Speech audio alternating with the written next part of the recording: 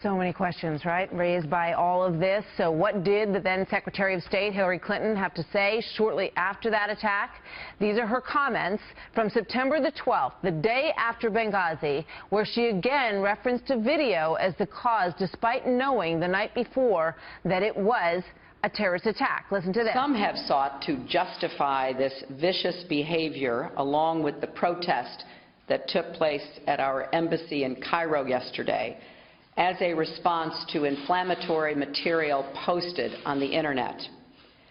America's commitment to religious tolerance goes back to the very beginning of our nation. But let me be clear, there is no justification for this. None. Joining me now, Dana Perino, former White House press secretary for George W. Bush and co-host of The Five. Dana, welcome. Thanks for having me. Good to have you this morning. Obviously, a lot of work and hours and time and investigations have gone into this report that has just been released.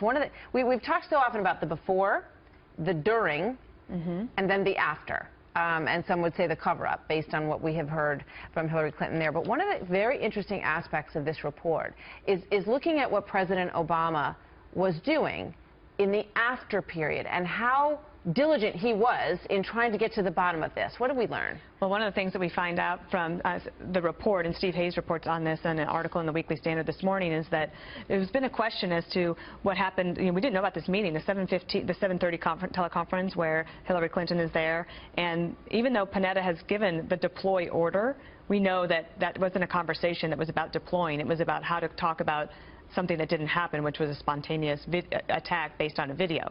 5 out of 10 of the notes of action items come out of that. So for those of us who watched 13 Hours or read the book, and you know that they were there waiting for 2 hours. They changed in and out of their uniforms 3 times because they were told that they weren't sure if they should go in with uniforms on. So the extreme indecision is interesting. So then you don't have the commander-in-chief in that meeting. I can kind of understand that. But then what Stephen Hayes reports, and that the report says, that the next morning, when the CIA brings the president's daily brief, which is the intelligence report, to the president, they also have the option of having the in-person briefing. President Bush always did. President Obama, we know, doesn't always do that. In fact, often doesn't.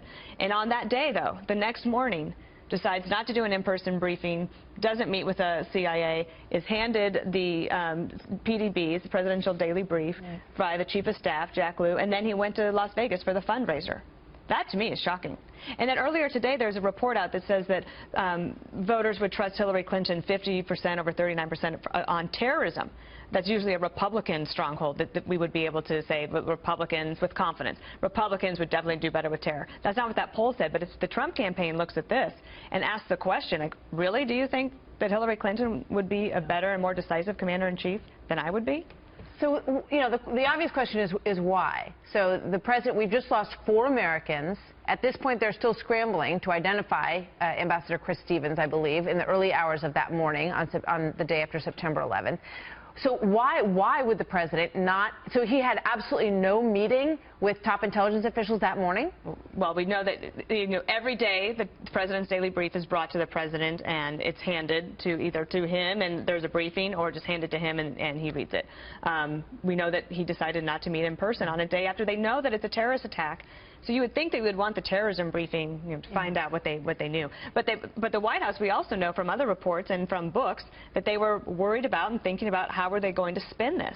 5 out of 10 action items in the immediate aftermath, while these people are in trouble, waiting for help. 5 of the 10 action items is talking about a video that was not the cause of the attack. Yeah. And you know, you talk about 13 Hours, the movie, which I think so many people are now just seeing because it just came out on Netflix and all those different places. So, and every person I talk to who sees it says, I didn't realize, they were up on that roof for hours and hours and hours, and nobody came. And the people in Washington who were making decisions are going back and forth over what to do, while these guys, these American citizens, are hung out to dry, literally, on that rooftop. But the question, Dana, is why? What were they trying to protect in terms of a mission that was happening in that building?